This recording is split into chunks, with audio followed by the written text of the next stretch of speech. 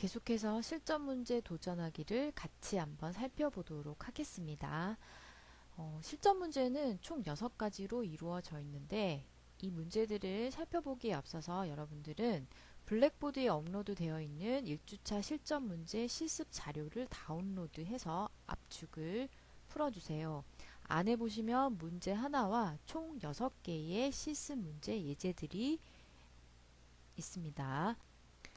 먼저 어떤 문제들이 있는지 같이 한번 살펴보도록 하겠습니다. 첫 번째 우리가 해결해야 되는 실전 문제는 프레젠테이션의 이름을 완성이라는 걸로 저장을 해서 문서 폴더에 파워포인트 97부터 2003 프레젠테이션 형식으로 지정을 하는 것이고요. 실전 문제 두 번째는 유인물이 가로 방향으로 표시되도록 현재 프레젠테이션의 유인물 마스터를 만드는 겁니다. 실전 문제 3은 각 슬라이드를 90% 배율로 표시되도록 하는 거고요. 실전 문제 4는 프레젠테이션이 흑백으로 표시되도록 보기 옵션을 설정을 하는 겁니다. 실전 문제 5는 현재 프레젠테이션을 세 창에 표시한 후 모든 창이 나란히 표시되도록 정렬을 해주는 그런 문제고요. 실전 문제 6은 프레젠테이션의 속성에서 상태를 완료로 지정을 해서 추가를 하는 겁니다. 자, 그럼 실전 문제 1번부터 같이 한번 실습을 해보도록 하겠습니다. 첫 번째 문제는 프레젠테이션의 이름을 완성으로 지정을 하고 문서 폴더에 파워포인트 97부터 2003 프레젠테이션 형식으로 지정을 하라고 했는데 이 파워포인트는 이 작성을 해서 다양한 형식으로 저장을 할 수가 있어요. 우리가 지금 집에 설치되어 있는 파워포인트의 버전을 한번 확인을 해보시면 지금 우리가 실습하고 있는 버전은 2010 버전인데 다른 곳에서 사용을 하거나 다른 사람들과 공유를 하기 위해서는 여러 가지 버전의 호환을 위해서 97부터 2003까지로 저장을 해주시면 하위 버전에서 수월하게 열릴 수가 있습니다. 자, 저장을 하기 위해서는 먼저 파일 탭에 가서 저장 보내기를 선택을 하시고 여기에서 옵션들이 있는데 저장 보내기 옵션에 보면은 파일 형식 변경하기라는 게 있어요. 이 파일 형식 변경하기에서는 97부터 2003 버전까지가 있습니다. 일반적으로 그냥 저장을 하게 되면은 2010 버전에 적합하게 저장이 되는데 아래쪽 즉 하위 버전 97부터 2003 버전까지 호환이 가능합니다.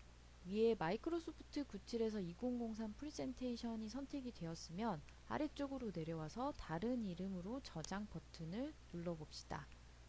그러면 다른 이름으로 저장 대화 상자가 뜨는데 우리가 위치를 확인을 해야 되는데 문서에 저장을 하라고 했고요. 자, 그러면 왼쪽에서 문서를 선택하고 파일 이름이 뭐였죠? 네, 완성이었습니다. 자, 그럼 실전 문제 1-01이라는 파일명으로 저장이 되어 있는데 뒤쪽에 하이펀을 하나 넣고 완성으로 작성을 해볼게요. 여기서 우리가 주의 깊게 봐야 될 게 뭐냐 하면은 97에서 2003 프레젠테이션 형식으로 저장을 할 경우에는 확장자가 PPT로 저장이 됩니다.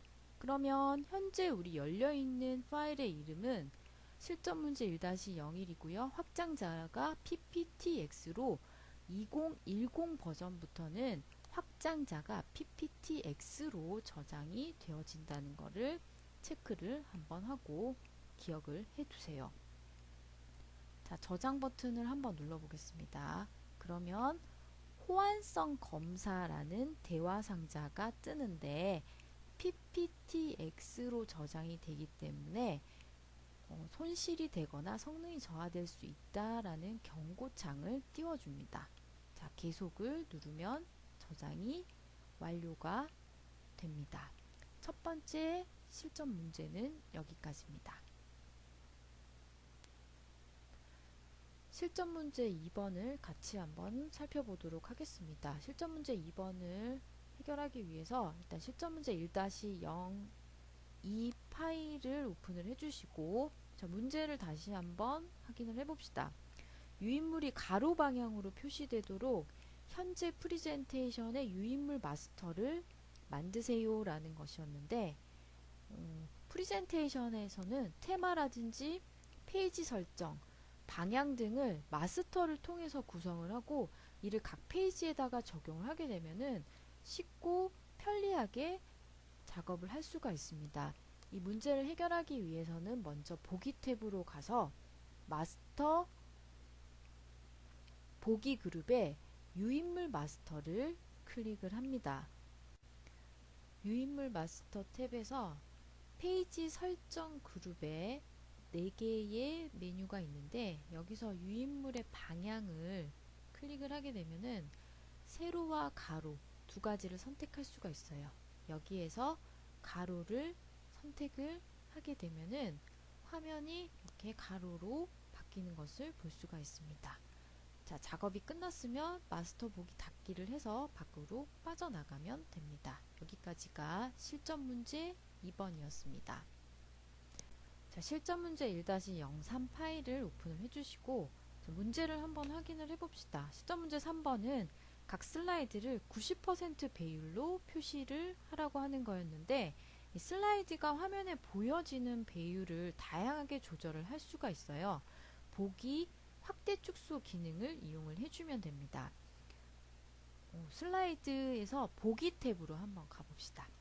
보기 탭에 가서 보시면 확대 축소 그룹에서 확대 축소를 클릭을 해주시면은 지금 현재 제 슬라이드의 사용자 지정의 크기는 115로 되어 있는데, 이거를 90%로 변경을 하려면 90이라고 적어주시면 됩니다.